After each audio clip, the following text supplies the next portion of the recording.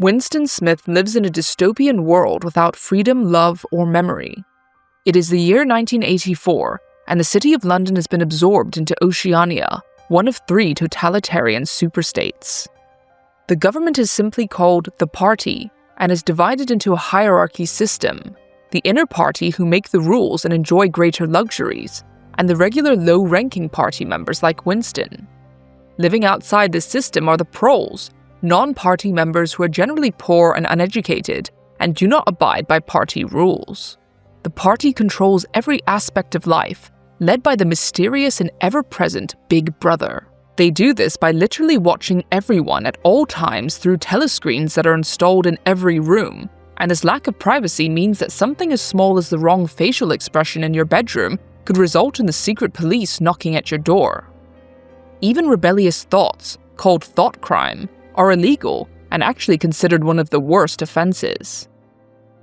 Winston works at the ironically named Ministry of Truth, where he changes historical records to match the party's constantly changing version of events. If the party says something is so, it must be recorded as truth, even if it contradicts what was said yesterday. And since no copies of historical records such as newspapers exist outside of the party's control, there is no way to prove what the actual truth is. For instance, Oceania's alliances with the other 2 superstates, Eurasia and Eastasia, are perpetually changing, at war with one and allied with the other. But whenever their alliances switch, the records are altered to say that things have always been that way. And the citizens of Oceania either blindly believe it or are too afraid to show that they don't. There are 3 other ministries besides the Ministry of Truth: the Ministry of Plenty, who produces the shoddy items designated to party members, the Ministry of Peace, who deals with matters of war, and the Ministry of Love, which specializes in the elimination or reprogramming of party prisoners. The party slogans which are plastered on every surface sum up the contradictions of their society. War is peace, freedom is slavery, and ignorance is strength. But Winston can't help but question the system he lives in, and wonders if life has always been this way. He has vague memories of what London used to be like before Oceania and the party, and longs to be truly free. To express his growing frustration, which he cannot show on the outside, he begins to write a diary which he had legally purchased in the prole sector, an act which would be punishable by death if he was caught. If he feels this way, Winston wonders if there are others like him, and if there is truth to the rumors of a secret brotherhood led by the party's arch-nemesis Emmanuel Goldstein, that works in the shadows to take down the system. He suspects one inner party member in particular, O'Brien, who has a look in his eye that Winston recognizes in himself. Shortly after, he starts to notice one of his co-workers in the Ministry of Truth, a bold and impulsive woman named Julia who is an active member of the party.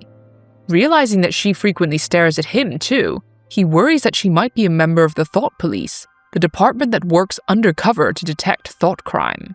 One day, to his astonishment, she slips him a folded note in the hallway which contains 3 almost unheard of words: "I love you."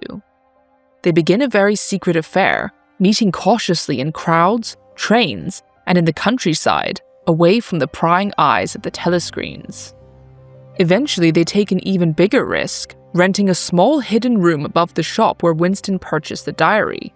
It is owned by a prole named Mr. Charrington, who seems willing to help Winston reconnect with the past and escape from his suffocating party existence. The room becomes a sanctuary for Winston and Julia, a world untouched by telescreens and slogans, where they can be intimate, talk, read, all the things they can't do on the outside. Although he is almost certain that they will one day be discovered by the Thought Police, Winston can no longer go back to the life he once had, and would rather face certain death than stop being with Julia. The rebellion takes a turn, however, when Winston is at last approached by O'Brien, the inner party member whom he has suspected for months to be a fellow dissenter.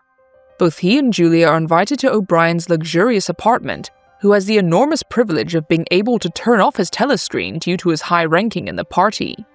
There, O'Brien confirms that he is in fact a member of the secret brotherhood, and has been working from the inside to take the party down.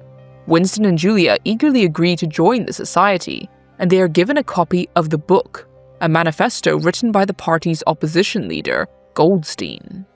The book essentially pieces together all the thoughts Winston has had inside his head for so long, and provides a clear and detailed explanation of how the party maintains power through endless war, controlled scarcity, and by twisting language and even thought. But one day, as he and Julia rest in their secret room, Winston's long-anticipated fear becomes a reality. From behind a seemingly harmless mirror, a cold voice echoes through, and Winston realizes that it has been hiding a telescreen all along. Mr. Charrington was no shopkeeper, but a secret member of the Thought Police. Armed guards storm in, and Winston and Julia are beaten and separated. Just like he imagined, Winston is dragged off to the Ministry of Love, a sterile labyrinth where the party breaks its inhabitants both physically and mentally. Many of the prisoners live in fear of Room 101, a finishing cell with an unknown terror awaiting those who enter. And to make things worse, O'Brien reveals that he has been playing him too, pretending to be a Brotherhood member just to catch him red-handed. For months, Winston is tortured, interrogated, and brainwashed by O'Brien and his minions, but Winston's will is stubborn, and he cannot fully accept the false reality that is being fed to him. After trying and failing to break him every other way, Winston is finally escorted to the dreaded Room 101, which contains each prisoner's worst fear. For Winston, it is rats, and when O'Brien straps a cage of them to his head and threatens to let them eat his face, Winston finally breaks and screams for them to torture and kill Julia instead. This is what O'Brien has been waiting for, as this betrayal means that he has finally given up every last part of himself. Winston is released back to society, physically alive but spiritually erased. The Winston who once questioned, dreamed, and loved no longer exists, and he spends his days at work, drinking gin and playing chess alone in a cafe. He even runs into Julia on the outside, who has been through the same treatment as him. Neither of them feel anything anymore, and coldly admit that they both betrayed each other. But one day, as Winston watches a broadcast praising yet another military victory for Big Brother, he feels something stir within him, something he thought was buried forever. He feels love. Not for life, not for Julia, love for Big Brother.